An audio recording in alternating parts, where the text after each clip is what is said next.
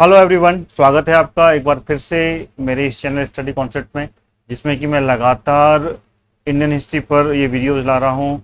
और ये सीरीज जो चल रही है, ये मगध साम्राज्य, मगध जो एम्पायर है उसका जो विस्तार हुआ, वो किस तरीके से आगे बढ़ा महाजनपद एरा में, उसके बारे में मैं पूरी जानकारी दे रहा हूँ। इससे पहले मैं लगातार 2 वीडियो ला चुका हूँ मगध साम्राज्य के विस्तार पर, और ये तीसरा वीडियो है जिसमें कि हम जानेंगे। इससे पहले का जो वीडियो था, जो कि लास्ट वीडियो मैंने कंप्लीट किया, उसमें मैंने बिंबिसार के शासनकाल के बारे में जानकारी पूरी दी, और उससे पहले महाजनपद पर भी मैं पूरा कंप्लीट कंटेंट बना चुका हूं। तो आप सभी स्टूडेंट जो कि सिविल सर्विसेज या फिर अन्य एग्जाम की तैयारी कर रहे हैं, लगातार मेरे कंटेंट को देखते रहिए। उन सभी वीडियोस का जो लिंक है वो इस वीडियो के डिस्क्रिप्शन बॉक्स में मिल जाएगा, तो वहां से जाकर आप वो सारे वीडियोस देखकर अपने महाजनपद काल और मगध साम्राज्य के लास्ट वीडियो कंप्लीट कर सकते हैं। आज की इस वीडियो में मैं मगध साम्राज्य के जो उत्कर्ष है, उसमें जो हिरण्यक वंश के जो शासन काल रहा, उसमें बिंबिसार का जो मैंने पूरी जानकारी इससे पहले वाले वीडियो में कंप्लीट की। आज हम आगे बढ़ेंगे उससे, और बिंबिसार का जो पुत्र हुआ अजात शत्रु, उस पर पूरी जानकारी इसमें कंप्लीट करने वाला हूं। उसके शासन काल कैसा रहा और उसके शासनकाल में कौन कौन सी घटनाएं घटी जो कि एग्जाम्स के लिए इंपॉर्टेंट है, वो सभी इसमें कवर करने वाला हूं। तो सभी स्टूडेंट जो कि सिविल सर्विसेज या फिर अन्य एग्जाम की तैयारी कर रहे हैं, मेरी वीडियो को अंत तक देखिएगा और वीडियो को लाइक शेयर करना नहीं भूलिएगा। तो चलिए शुरू करता हूं। सबसे पहले तो जो लास्ट वीडियो है उसके बारे में थोड़ी सी जानकारी अपन कंप्लीट कर लेते हैं। उसमें मैंने बताया था कि हिरण्यक वंश, जिसका कि संस्थापक जो था वो बिंबिसार को माना जाता है, जिसने कि मगध साम्राज्य की स्थापना 544 ईसा पूर्व की थी, और उसका जो शासनकाल था वो 492 ईसा पूर्व तक रहा। और उस समय इन्होंने काफी ज्यादा अपने साम्राज्य के विस्तार के लिए वैवाहिक संबंध, मित्रता के संबंध, और साथ में जो कूटनीतिक जो रास्ते थे वो अपनाकर अपने राज्य का विस्तार किस तरीके से किया, इसके बारे में जानकारी मैंने लास्ट वीडियो में आपको दी, जिसमें कि बिंबिसार का पूरा विवरण मैंने दिया हुआ है। आज की वीडियो में अपन उससे आगे उसका जो पुत्र है अजातशत्रु, उसके बारे में जानकारी देंगे। तो मगध साम्राज्य, जैसे कि मैंने बताया कि मगध साम्राज्य में हिरण्यक वंश जो कि 544 ईसा पूर्व से इसकी शुरुआत होती है, और 412 बीसी यानी कि बिफोर क्राइस्ट तक इसका शासन रहता है, हिरण्यक वंश जो कि रहता है। और इस समय के दौरान अन्य बहुत से जो राजा थे हिरण्यक वंश के, वो सामने आते हैं। तो अजातशत्रु जो कि बिंबिसार का पुत्र था, बिंबिसार जब खत्म होता है, बिंबिसार की मृत्यु होती है, उसके बाद में अजातशत्रु मगध की गद्दी पर बैठता है। जैसा कि मैंने बताया आपको कि बिंबिसार के पश्चात अजातशत्रु लगभग 492 ईसा पूर्व मगध का शासक बनता है। वह अपने पिता के समान ही एक साम्राज्यवादी था, विस्तारवादी नेचर का था वो, और विस्तारवाद पर ही विश्वास करता था। अजातशत्रु के बारे में अगर बात करें तो अजातशत्रु के उपनाम भी थे, जिसमें कि उसको कुणिक के नाम पर भी बुलाया जाता था। साथ ही साथ में कई ऐसे ग्रंथ है जिसमें कि इसको चंड अशोक के नाम से भी जाना जाता है, ठीक है ना, जिसको कि आप पीतीय सूत्र में इसको देवनाम पिये भी कहा गया है। देवनाम पिये यानी कि जो कि उसका एक उपनाम भी जाना गया है। बौद्ध परंपरा के अनुसार अगर देखा जाए तो अजातशत्रु को पितृहंता माना जाता है। पितृहंता, जैसे कि मैंने पिछले वीडियो में मैंने आपको बताया था कि मगध साम्राज्य का जो संस्थापक रहा बिंबिसार, अंतिम समय में अजातशत्रु ने इसकी हत्या यानी कि इसको जेल में डाल के, कारागार में डाल के इसको काफी ज्यादा पीड़ित किया था। उसके बाद में इसकी मृत्यु हो गई थी। तो बौद्ध ग्रंथ में इसको पितृहंता माना गया है, और जैन परंपरा के अनुसार, अगर जैन ग्रंथ के अनुसार देखा जाए तो जैन ग्रंथ में इसको पितृहंता नहीं माना गया है। जैन ग्रंथों में इसको आत्महंता के रूप में लिया गया है। ये दोनों पॉइंट आपको याद रखने, एग्जाम में बिल्कुल कई एग्जाम में पूछे जाते हैं कि अजातशत्रु को बौद्ध ग्रंथ के अनुसार क्या माना गया है और जैन ग्रंथ के अनुसार क्या माना गया है। तो बौद्ध ग्रंथ के अनुसार पितृहंता माना गया है, जिसमें कि पितृ की हत्या का इसको दोषी पाया गया है, क्योंकि इसमें काफी ज्यादा पीड़ा के बारे में जानकारी मिलती है। लेकिन जैन ग्रंथों में इसको आत्महंता यानी कि उसमें कहीं ना कहीं पे पीड़ा से मुक्ति पाने के लिए अजातशत्रु के जो पिता थे बिंबिसार, उन्होंने जहर पीकर अपनी आत्महत्या कर ली थी। इसलिए इस तरीके से इसको आत्महंता का रूप दिया गया है, अजातशत्रु को पितृहंता नहीं माना गया है। तो ये जानकारी बहुत इंपॉर्टेंट है, इसको आप नोट कर लीजिएगा और याद कर लीजिएगा। आगे चलते हैं। अगर अजातशत्रु के अपन शासनकाल के बारे में बात करें तो अजातशत्रु का जो शासनकाल था उसमें 4 प्रमुख घटनाओं में ये पूरा अजातशत्रु का शासनकाल कंप्लीट हो जाता है। जो 4 प्रमुख घटनाएं अजातशत्रु के शासनकाल में हुई, तो उसमें पहली जो घटना थी वो थी कौशल के साथ में संघर्ष। कौशल जो महाजनपद था, ठीक है ना, जिसको कि काशी महाजनपद के नाम से भी जाना जाता है। कौशल महाजनपद जिसकी की जो राजधानी थी वो अयोध्या थी। अगर कौशल्य की बात की जाए उसके बारे में जानकारी ले रहे हैं, जिसका कि जो राजा था वो प्रसन्नजीत था, ठीक है ना। तो किस तरीके से उसके साथ में संघर्ष हुआ, साथ ही साथ में संघर्ष खत्म होने के बाद में संधि और विलय कैसे हुई, ये भी इसकी प्रमुख घटना के रूप में माना जाता है। दूसरी जो घटना थी वो प्रमुख घटना के रूप में अगर शासनकाल में ली जाए तो वो थी वैशाली का विलय। वैशाली जो कि बज्जी का एक गणराज्य था, बज्जी के राज्य के अंतर्गत आता था, उसका विलय कैसे होता है, ये प्रमुख घटना के रूप में लिया जाता है, जो कि मगध का पड़ोसी ही राज्य था उत्तर में। फिर अवंती के साथ में जो सतर्कता अलर्टनेस हुई, विरुद्धता, क्योंकि अवंती मगध के समकालीन एक बहुत ही ज्यादा शक्तिशाली महाजनपद था, एक शक्तिशाली राज्य था, जिसके साथ में कहीं ना कहीं पे शक्तियों का टकराव हुआ है। चौथा जो कि बौद्ध संगति के रूप में जाना जाता है, मगध साम्राज्य के जो शासक अजातशत्रु रहे, अजातशत्रु के समय में प्रथम बौद्ध संगति का आयोजन हुआ। तो ये 4 इंपॉर्टेंट पॉइंट जो कि अजातशत्रु के शासनकाल में घटनाएं घटी, जिसमें कि अजातशत्रु को पूरा कंप्लीट हम करने वाले हैं। तो पहला अगर हम बात करें तो कौशल के साथ संघर्ष कैसे हुआ, उसके बाद में संधि तक कहां से पहुंचा, फिर किस तरीके से कौशल राज्य को मगध राज्य में कैसे विलय हुआ, ये हम इसमें जानेंगे। अगर हम अजातशत्रु को सबसे पहले देखें तो कौशल राज्य के साथ में इसको संघर्ष करना पड़ा था। क्यों, संघर्ष के कारण क्या थे? काशी से राजस्व रुक जाना। राजस्व रुकने का कारण क्या था? बिंबिसार की जिस तरीके से मृत्यु हुई थी, उस मृत्यु के कारण कहीं ना कहीं पर जो काशी नरेश थे, जो कौशल नरेश थे, प्रसन्नजीत, वो अजातशत्रु को मानते थे। और कहीं ना इसमें बिंबिसार, जो कि मैंने पिछले वीडियो में आपको बताया था, बिंबिसार ने वैवाहिक संबंध स्थापित किए थे कौशल नरेश के साथ में, कौशल राज्य के साथ में। और उनकी जो पुत्री थी, जिसको कि महाकौशला या फिर कौशला देवी कहा गया, उनके साथ में विवाह हुआ, लेकिन एट द एंड जिस तरीके से पीड़ादायक इनकी मृत्यु होती है, तो उससे कहीं ना कहीं क्षुब्ध हुआ कौशल, और उनकी पत्नी जो कि कौशल राज्य की पुत्री थी, ठीक है ना, काफी ज्यादा आघात पहुंचा। और उस दुख के कारण जो महाकौशला या फिर कौशला देवी थी, वो उसकी मृत्यु हो गई, वो मृत्यु घाट पर आ गई और खत्म हो गई थी वो। तो उसकी मृत्यु से काफी ज्यादा दुखी हुआ उनका जो पिता था प्रसन्नजीत, जो कि कौशल का राजा था। तो उससे कहीं ना कहीं पे दोनों राज्यों के बीच में जो एक मैत्री संबंध थे, क्योंकि उस समय जब बिंबिसार था तो बिंबिसार को दहेज के रूप में काशी को दिया गया था, जो कि लगभग उस समय 1 लाख वार्षिक आय का एक स्रोत था, जिसमें कि टैक्स मिलता था। लेकिन यहाँ पर पीड़ादायक मृत्यु के कारण दोनों में कहीं ना कहीं भी द्वेष हुआ, और उस काशी का जो राजस्व था वो रोक लिया था प्रसन्नजीत, जो कि कौशल का राजा था। तो उसके बाद में अजातशत्रु और कौशल नरेश प्रसन्नजीत के साथ में ये टकराव हुआ और संघर्ष छिड़ गया। बौद्ध ग्रंथों से ये पता चलता है कि बिंबिसार की मृत्यु के बाद में कौशला देवी की मृत्यु बहुत ही ज्यादा दुखद हुई थी, ठीक है ना। और संयुक्त निकाय में भी इसके बारे में जानकारी मिलती है, और उसमें दीर्घकालीन संघर्ष का विवरण मिलता है। तो ये दोनों पॉइंट आपको याद रखना है, ठीक है ना। इसमें जो कि बौद्ध ग्रंथों में इसकी जानकारी मिलती है, साथ में संयुक्त निकाय जो कि बौद्ध के 5 निकायों में से एक है, जो कि दीघ निकाय, मध्यम निकाय, उसके बाद में संयुक्त निकाय आता है, जिसमें कि उद्घोषणाओं के बारे में जानकारी मिलती है। उसमें इसका विवरण मिलता है, जिसमें कि दीर्घकालीन यानी कि काफी लंबे समय तक कौशल के साथ में संघर्ष की जानकारी इसमें मिलती है।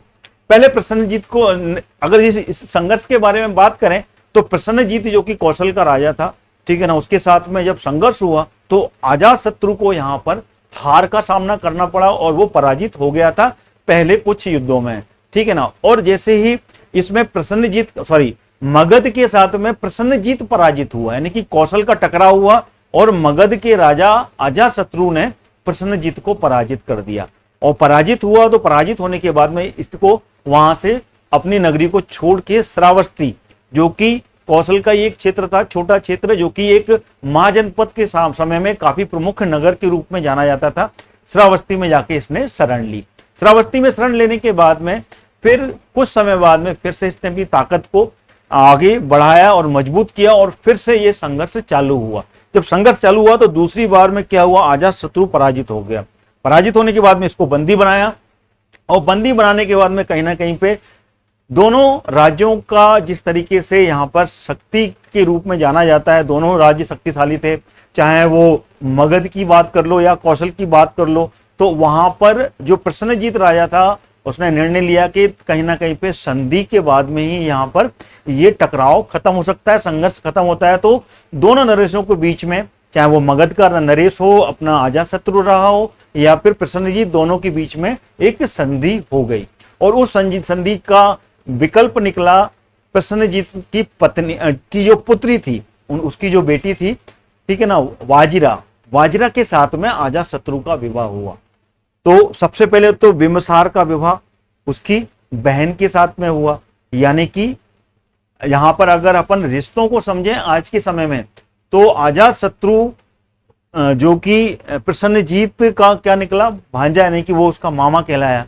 लेकिन यहां पर जो संबंध स्थापित होते थे उस समय के काल में, वो कहीं ना कहीं शासन विस्तार और उनकी सीमाओं को सुरक्षित करने के लिए संबंध स्थापित होते थे। तो प्रसन्नजीत ने अपनी राज्य की सुरक्षा के लिए, मगध ने अपने राज्य की सुरक्षा के लिए, टकराव को खत्म करने के लिए ये संधि की और संधि के रूप में उनकी पुत्री, प्रसन्नजीत की पुत्री के साथ में विवाह हुआ और अजातशत्रु के साथ में विवाह संबंध स्थापित हुआ।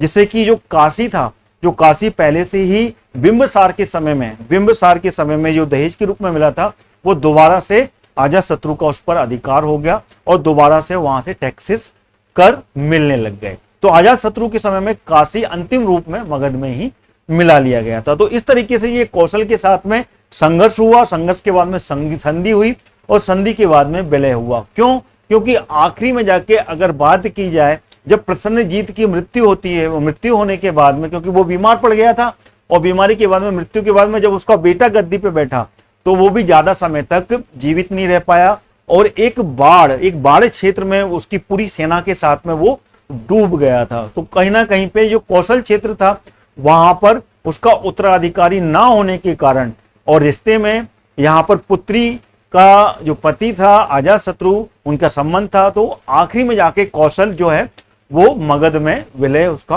हो जाता है। तो ये पूरी जानकारी बहुत ही ज्यादा इंपॉर्टेंट आपके लिए रहेगी।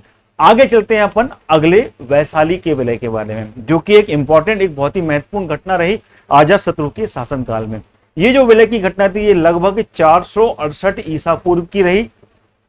कौशल का जब ये जो घटनाक्रम थी ये कंप्लीट होने के बाद में अजातशत्रु का जो ध्यान था वो वज्जी संघ, वज्जी यानी कि जो गणतंत्र था, जो वज्जी एक गणतंत्र के रूप में महाजनपद जाना जाता था, उस पर ध्यान गया और उसका एक बहुत ही ज्यादा पॉपुलर, बहुत ही ज्यादा डेवलप महानगर था वैशाली। ठीक है ना, यहाँ पे कि लिच्छवियों का शासन था। तो लिच्छवी जो शासक थे उनके साथ में पहले से भी काफी ज्यादा टकराव रहा, बिंबिसार के समय में टकराव रहा। टकराव होने के बाद में वहां पे कहीं ना कहीं लिच्छवी की जो वहां की जो राजा थी उसकी बेटी चेलेना के साथ में विवाह हुआ, विवाह संबंध स्थापित हुए। तो ये टकराव बिंबिसार के समय से ही चला आ रहा था। तो वो टकराव जो था वो टकराव खत्म हुआ विवाह संबंध के बाद में, लेकिन जैसे ही बिंबिसार की मृत्यु हो जाती है देन उसके बाद में ये टकराव दोबारा से बढ़ जाता है, क्योंकि यहाँ पे भी वही कारण होता है। क्योंकि यहाँ पर पीड़ादायक मृत्यु, जिस तरीके से अजातशत्रु को पितृहंता के रूप में जाना जाता है, तो वहां पे दोषी पाया गया और फिर से लिच्छवियों के साथ में संघर्ष शुरू हो जाता है। तो यहाँ पे फिर से अजातशत्रु के समय में वो संघर्ष दोबारा बदल गया, टकराव हुआ, क्योंकि यहाँ पर चेलना के जो पुत्र रहे, 2 पुत्र, ठीक है ना, वो भी कहीं ना कहीं यहाँ पर शामिल रहे थे, क्योंकि कहीं ना कहीं पर उनके पिता की हत्या का दोषी बिंब अजातशत्रु को माना गया। तो यहाँ पर जो इतिहास में जानकारी मिलती है उसमें दो कारण बहुत ही ज्यादा उत्तरदायी इसमें बताए जाते हैं। पहला जो था वो था सुगम लिवा सुगम लावी लासिनी से ये पता चलता है, जो सुगम लावी लासिनी से ये पता चलता है कि गंगा नदी के किनारे पर एक बहुत ही ज्यादा हीरे की रत्नों की खानें थी, रत्न की माइन थी। तो वहां पर क्या वो जो क्षेत्र था वो कहीं ना कहीं पे बज्जी और मगध के बीच में पड़ता था।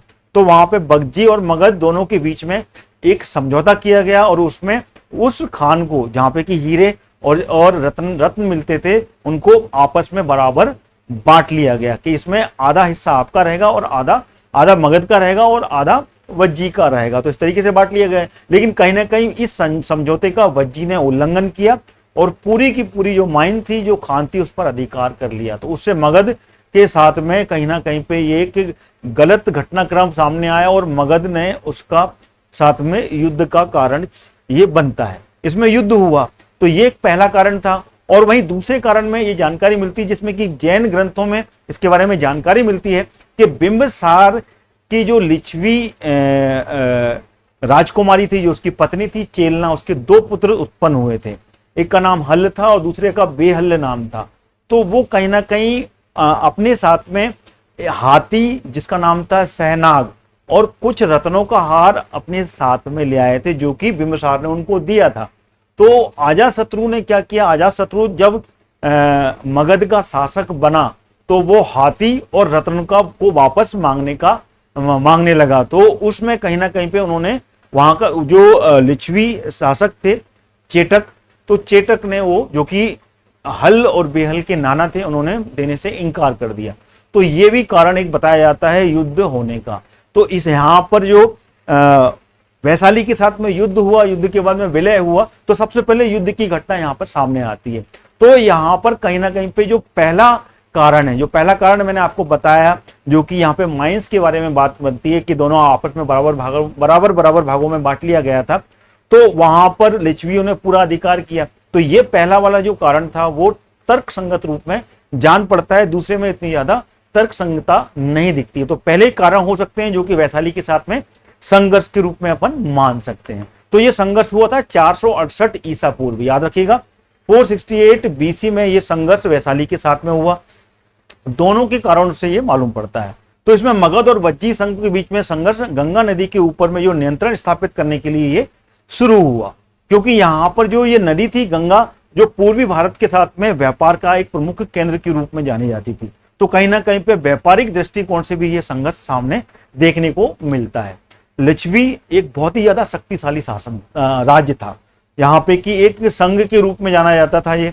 तो उसको हराना इतना आसान नहीं था मगध को भी, ठीक है ना, क्योंकि जैन ग्रंथ की जो निर्यावली सूत्र है उससे ये पता चलता है जो वहां का राजा था, यानी कि जो चेलना का पिता लिच्छवी राजा चेटक जो था, ठीक है ना, वो वहां का जो गणराज्य था उसका प्रधान था, वहां का मुखिया था। तो उसने क्या किया, वहां के 9 लिच्छवी जो शासक थे उनको साथ में 9 मल्ल, वज्जी और मल्ल, ये दोनों एक गणतंत्र थे जो कि एक साथ मिलकर रहते थे। तो यहाँ पर लिच्छवी और मल्ल मिल गए और साथ में काशी कौशल के 18 गणराज्य को एकत्रित करके एक बहुत ही संगठित इन्होंने क्या किया, मोर्चा तैयार किया, जो कि मगध से यहाँ पर 2-2 हाथ करने के लिए एक पूरा मोर्चा तैयार कर लिया। लेकिन वहां पे मगध नगर नरेश भी जो अजातशत्रु था वो शांत नहीं बैठा था, ठीक है ना। उसने क्या किया, उसने अपने पाटली ग्राम, जो कि पाटलिपुत्र उस समय राजधानी नहीं था लेकिन एक छोटा सा था, वहां पर एक बहुत मजबूत दुर्ग का निर्माण किया, जिस दुर्ग से उसको युद्ध लड़ने के लिए तैयार करना था। तो वो दुर्ग तैयार उसने वहां पे करवाया। दुर्ग जब तैयार हो गया देन उसके बाद में उसने क्या किया, उनका एक मंत्री थे वत्सकार जो मंत्री थे उनको भेजा कहां पर, संघ में फूट डालने के लिए। क्यों, क्योंकि इसके बारे में जानकारी मिलती है कहीं ना कहीं ग्रंथों से कि महात्मा बौद्ध से लिच्छवियों से युद्ध करने से पहले परामर्श लिया था अजातशत्रु ने कि किस तरीके से वज्जी संघ को मतलब के जीता जा सकता है या फिर उसको नष्ट किया जा सकता है। तो महात्मा बुद्ध, गौतम बुद्ध ने उनको परामर्श दिया था कि कहीं ना कहीं पे जब तक वज्जियों में फूट नहीं होगी जब तक वो एक दूसरे के साथ में ईर्षा नहीं करने लगेंगे, जो वहां के गणराज्य है, तब तक आप वज्जियों से जीत नहीं सकते हैं। तो ये जो जानकारी है, ये जो परामर्श है, ये गौतम बुद्ध ने अजातशत्रु को दिया था। तो उस कारण से अजातशत्रु ने अपने मंत्री वत्सकार के साथ में मिलकर यहां पर ये पूरी की पूरी चाल चली और वज्जी में फूट डालने का काम किया। तो ये कार्य लगभग 2 वर्ष तक चला और 2 वर्ष में यहां पर वज्जी में क्या हो गया, फूट पड़ गई। जब फूट पड़ी यहां पर, तो फूट पड़ने के बाद में यहां पर ये लिच्छवियों के साथ में फिर क्या हुआ, एक दूसरे के साथ में वो बिखर गए, कमजोर हो गए। जब कमजोर हो गए तो कमजोर होने के बाद में अजातशत्रु को वज्जियों के साथ में लड़ना आसान हो गया, वैशाली के साथ में जीतना आसान हो गया। देन उसके बाद में अजातशत्रु ने लिच्छवियों पर आक्रमण कर दिया। ये जैन ग्रंथों से इसके बारे में जानकारी मिलती है। और इस युद्ध में पहली बार, ध्यान रखिएगा, इस युद्ध में पहली बार रथमूसल और महाशिलाकंटक जैसे 2 ऐसे हथियारों का उपयोग किया गया था, जो कि आज के समय में जो आधुनिक टैंक हैं, कुछ इस प्रकार के अस्त्र हुआ करते थे वो, जिसमें कि बहुत ज्यादा भारी संख्या में मानव क्षति पहुंचा सकते थे, उनकी मृत्यु कर सकते थे वो। ये एक प्रकार का एक बहुत ही खतरनाक अस्त्र था, जिसको बोलते थे रथ मूसल, एक प्रकार के टैंक तरीके का। जो पहला वाला जो रथ मूसल है, वो एक प्रकार से आज के आधुनिक टैंकों की तरह था, जो कि दूर से ही ज्यादा से ज्यादा मनुष्यों को, ज्यादा से ज्यादा जो उनकी सेना थी, उनको नुकसान पहुंचा सकता था। दूसरा वाला जो कि महाशिलाकंटक था, तो एक प्रकार से भारी भारी पत्थरों को दूर से फेंका जाता था, दूर से फेंक के उस सामने वाली सेना पर वार किया जाता था। अगर इसके बारे में हम एग्जाम्पल देखें तो आज के समय में जो एक मूवी बनी है, अगर आपने देखी है वो, जिसका नाम है क्या नाम है, मैं नाम भूल रहा हूं, बाहुबली। अगर आपने देखी है तो बाहुबली में जिस तरीके से एक शिलाकंटक, एक बड़े गोले, हद गोले की तरह एक पत्थर का गोला जो दूर से फेंका जाता है, वो आपने अगर देखा हो तो उसी को महाशिलाकंटक के रूप में अपन समझ सकते हैं। तो वही एक प्रकार से एक पत्थर मारने वाला एक शिला पक्षपात्र था, एक कैटापल्ट था, जो कि दूर से पत्थर को फेंकता था और सामने वाली जो सेना है उसको नुकसान पहुंचाता। तो जिस तरीके से ये हथियारों का उपयोग किया गया, उससे तो लगता था युद्ध बहुत ही भयानक हुआ होगा। और उससे लिच्छवी, क्योंकि ये जो 2 अस्त्र थे, ये मगध के राजा अजातशत्रु ने इसका उपयोग किया था और इससे लिच्छवी बहुत बुरी तरीके से पराजित हुए और यहाँ पर लिच्छवियों को बहुत ज्यादा नुकसान हुआ। और एट द एंड जो वैशाली साम्राज्य था, वो मगध साम्राज्य में विलय हो गया और मिला लिया गया। तो ये था वैशाली का जो विलय हुआ था 468 ईसा पूर्व, याद रखिएगा। आगे चलते हैं अवंती, जो कि एक तीसरा पार्ट है, इंपॉर्टेंट है, क्योंकि जिस तरीके से मैंने बताया 4 प्रमुख घटनाएं अजातशत्रु के शासनकाल में हुई, तो 2 मैंने कंप्लीट कर ली, तीसरे पे अपन चलते हैं। अवंती के विरुद्ध जो सतर्कता अपनानी थी वो इसमें अपनाई, क्योंकि अवंती मगध के समकालीन एक बहुत शक्तिशाली राज्य था, जिसके साथ में लड़ना इतना आसान नहीं था, उसको जीतना इतना आसान नहीं था। इसको अपन समझेंगे कैसे, क्योंकि अब क्या ना, सिर्फ एक ही शासन बचा था, एक ही ऐसा जनपद बचा था जिसके साथ में अजातशत्रु को विजय पाना आसान नहीं था। तो अगर हम बात करें बौद्ध ग्रंथ की, बौद्ध ग्रंथ का जो मध्यम निकाय है, जो कि दिग्ग निकाय के बाद में, यानी कि दीर्घ निकाय के बाद में दूसरा निकाय के रूप में जाना जाता है, जिसको कि मध्यम निकाय या फिर मध्यम निकाय भी बोलते हैं, जिसमें कि उपदेश दिए हुए हैं, उपदेश जो कि लघु उपदेश है उसमें मिलते हैं। तो उससे ये जानकारी मिलती है कि प्रग्योत के आक्रमण से अपनी राजधानी राजगृह जो कि मगध की राजधानी थी, उसको सुरक्षित करने के लिए अजातशत्रु ने क्या दुर्गीकरण किया था, उसकी चारों तरफ में एक बाउंड्री, मजबूत बाउंड्री बनाई थी, जिससे कि प्रग्योत जो कि अवंती का राजा था, वो मगध पर आक्रमण करे तो उससे सुरक्षा हो सके। तो इससे आप अंदाजा लगा सकते हैं कि अवंती उस समय कितना ज्यादा शक्तिशाली राज या महाजनपद रहा होगा। तो जिस समय अजातशत्रु कौशल के साथ में संघर्ष कर रहा था, यानी कि कौशल राज्य के साथ में प्रसन्नजीत के साथ में संघर्ष में उलझा हुआ था, उसी समय प्रग्योत को यह मौका मिल गया कि वो मगध पर क्या करे, आक्रमण करे। तो उसकी योजना बनाई उसने, किंतु कहीं ना कहीं पे अजातशत्रु और प्रग्योत के बीच में यह संघर्ष नहीं हो पाया था, क्योंकि यहाँ पर अजातशत्रु को इसके बारे में जानकारी मिल चुकी थी। और उससे क्या कहीं ना कहीं पे एक फायदा मिला उसको उसके पड़ोसी राज्य से। उद्यान, उद्यान जो राजा था, जो कि वत्स, वत्स जो कि अवंती मगध से लगा हुआ राज था। आज के समय में देखा जाए तो जो वत्स राज था वो इलाहाबाद प्रयागराज वाला जो क्षेत्र है उस क्षेत्र में अवस्थित था। तो वहां का जो राजा रहा उस समय, जो कि अजातशत्रु की समकालीन था, वो उद्यान था। तो उद्यान ने यहाँ पर एक प्रमुख भूमिका निभाई थी मगध और अवंती के बीच में सुलह करने की। ठीक है ना। अगर हम उद्यान के बारे में बात करें तो उद्यान की पुत्री, ठीक है ना, उद्यान की जो पुत्री थी, ठीक है ना, इसमें भाष्य के अनुसार मालूम पड़ता है कि अजातशत्रु, यहाँ पर अजातशत्रु, उद्यान जो था वो छोटा था। ठीक है ना। यहाँ पे थोड़ा सा अपडेट करते हैं अपन। अजातशत्रु की जो पुत्री थी पद्मावती का विवाह उद्यान, वत्सराज उद्यान के साथ में किया गया था। यानी कि यहाँ पर अजातशत्रु का दामाद था उद्यान। तो यहाँ पर उद्यान की मदद से यहाँ पर अवंती और मगध के बीच में जो एक संधि हुई, एक बीच में जो सुलह हुई, उस सुलह के रूप में अगर देखा जाए तो वत्स, नरेश, उद्यान बीच में आता है। और दोनों राज्यों के बीच में, जो कि दोनों राज्य एक शक्तिशाली राज्य थे, तो इन दोनों के बीच में कभी युद्ध नहीं हुआ। एट द एंड उद्यान के द्वारा इन दोनों राज्यों के बीच में एक सुलह हुई और दोनों ने यहाँ पर सुलह करके इस जो एक आक्रमण की जो एक भय था उसको खत्म किया। तो दोनों में सुलह हो गई थी, युद्ध नहीं हुआ था। तो ये अवंती के प्रति यहाँ पर जानकारी आपको मैंने अपडेट करा दी है। अगला जो है वो है प्रथम बौद्ध संगति। जैसा कि हमने बताया कि गौतम बुद्ध, अजातशत्रु और बिंबिसार दोनों की समकालीन थे। बिंबिसार के समय में ही गौतम बुद्ध ने यहाँ पर जो ज्ञान प्राप्त हुआ, देन उसके बाद में जब अजातशत्रु रहे तो अजातशत्रु के समय में अजातशत्रु को भी वज्जी को जीतने के लिए परामर्श दिया। देन उसके बाद में इन्हीं के समय में इनकी मृत्यु होती है। ठीक है। तो अजातशत्रु के बारे में अगर देखा जाए तो अजातशत्रु धार्मिक, अजातशत्रु की जो धार्मिक की जो नीति थी वो काफी ज्यादा उदार थी। वो हर धर्म के प्रति सहिष्णु था, चाहे वो बौद्ध धर्म हो, जैन धर्म हो, या फिर जो सनातन धर्म हो, ब्राह्मण जो लोग थे उनके प्रति भी, अन्य धर्मों के प्रति भी सहिष्णु था। किसी धर्म के प्रति भी कहीं भी मनमुटाव नहीं किया। जैन तथा बौद्ध दोनों ग्रंथों में अपने अपने मतों के वो अनुयायी मानते हैं। जैन धर्म वाले ये मानते हैं कि अजातशत्रु जैन धर्म अपनाया था। बौद्ध धर्म वालों ने ये जानकारी मिलती है कि अजातशत्रु ने आखिरी में जाके बौद्ध धर्म अपना लिया था। लेकिन ऐसा प्रतीत होता है कि उसने जैन धर्म से तो वो प्रभावित था ही, लेकिन बाद में वो बौद्ध हो गया था, क्योंकि बौद्ध संगति कराने का जो बीड़ा था वो अजातशत्रु ने उठाया था और बौद्ध संगति उसने की थी, क्योंकि प्रथम बौद्ध संगति अजातशत्रु के द्वारा ही करवाई गई थी।